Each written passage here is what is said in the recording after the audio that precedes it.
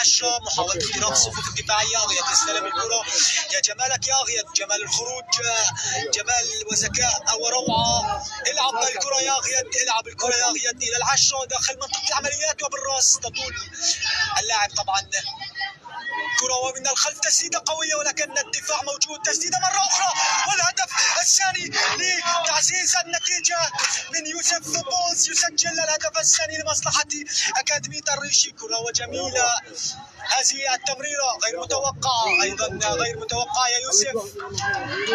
ذكاء هنا موجود،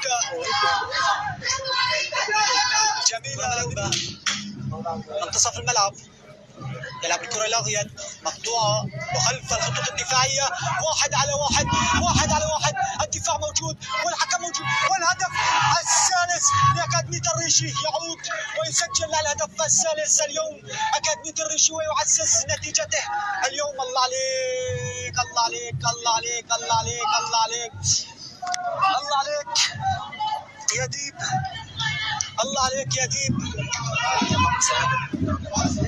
طبعا اسيست من نعمان، اسيست اجمل من الهدف.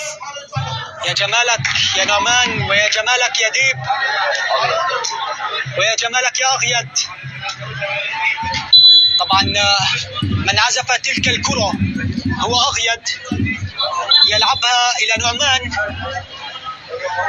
ليمررها إلى الديب ويسجل الهدف الثالث ويعزز. مقطوعة وتخرج خارج في الميدان لرمية جانبية أخرى لمصلحة أكاديمية الريشي. نعم أعزائي المشاهدين، حضرات المستمعين، الشوق المتعة والإثارة في لقاء كأس الجمهورية بفئة البراعم اليوم في ملعب 7 من نيسان. يلتقي كل من أكاديمية الريشي وأكاديمية الأهلي في اللقاء الذي لا يقبل القسم على اثنين. طبعا اليوم الريشي متقدم بنتيجة هدف من البديل الناجح ليس حبيب. كرة من الجانب الريشي ملعوبة إلى الخطوط الدفاعية وطويلة خلف الخطوط الدفاعية للجانب الأهلاوي، والكرة إلى نور وتخرج الكرة لرمية جانبية لمصلحة أكاديمية الأهلي.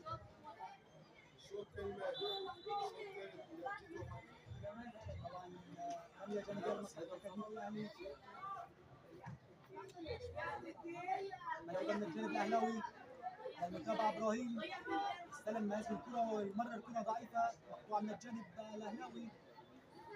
تخرج الكرة لرمية جانبية لمصلحة أكاديمية الريشي على تنفيذ الخطأ الحارس محمد شمرو صاحب الثقة العالية. محمد شمرو طبعا اعتدنا على هذا اللاعب،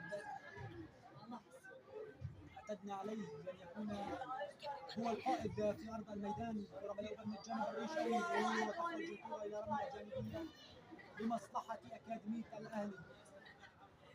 ملعوبة من الجانب الأهلاوي، حاولت افتكاك الخطوط الدفاعية وخطأ، وهناك دفع من الجانب الريشوي. كرة ثابتة لمصلحة أكاديمية الريشي، ملعوبة من الجانب الأهلاوي، مقطوعة وتمريرة طويلة تطول الجميع.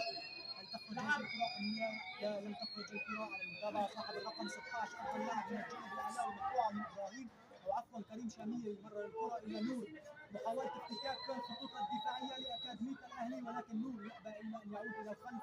كرة ملعوبة إلى إبراهيم صاحب الرقم 7. إبراهيم على المتابعة ولكن أكاديمية الأهلي أقرب لهذه الكرة بالرقم 22. هذا اللاعب المميز يقوم بقطع كرات جميع كرات الجانب الأهلاوي، الجانب الريشوي عفوا. كرة خرج، لا لم تخرج من الجانب.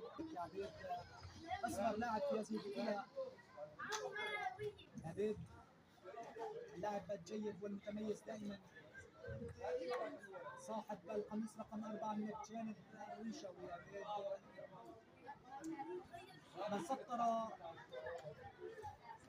3 انتصارات في المشاركة الخارجية في قطر، مشاركة مسابقة كأس الجمهوريات